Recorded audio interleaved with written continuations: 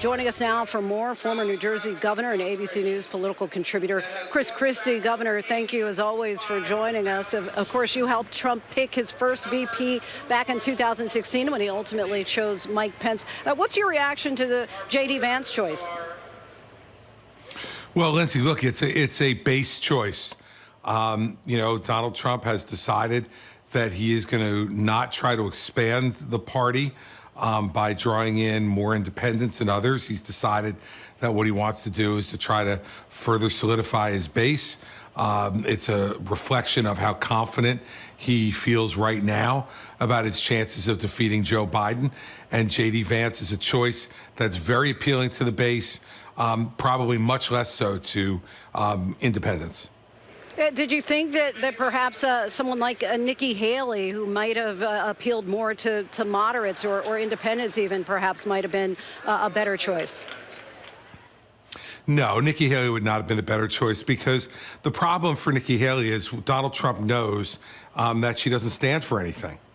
And, J.D. Vance, while he's changed his positions over time, has been incredibly loyal to Donald Trump, which is the first and most important test that Donald Trump administers to anybody who he would put in any important position, let alone the vice presidency.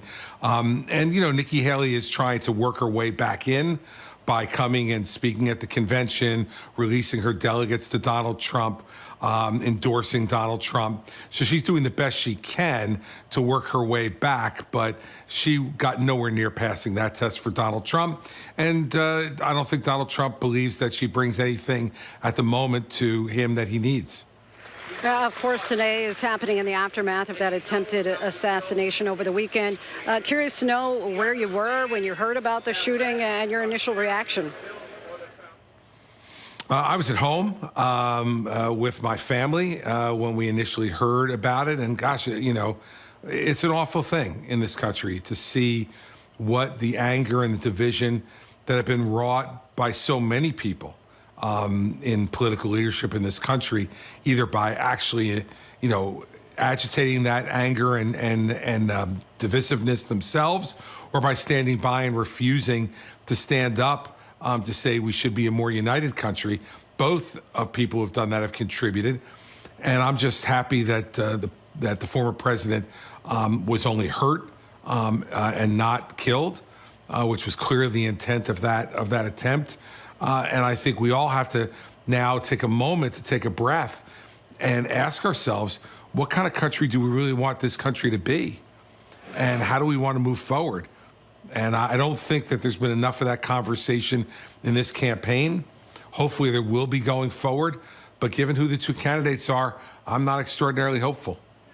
Well, we did hear from President Biden yesterday saying that we need to tone down the rhetoric, turn down the temperature.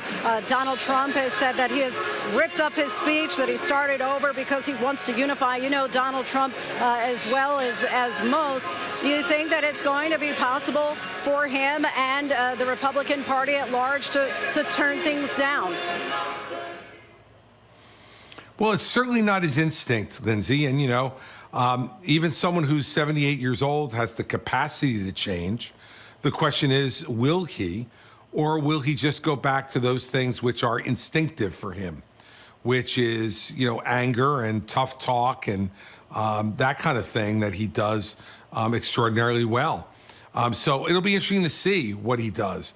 But certainly the J.D. Vance pick is not necessarily an indication that he's looking to change that. So we'll see what happens here. I'm not going to say it's impossible, but I would say it's unlikely. Former governor and ABC News political contributor Christie, thank you as always for your time.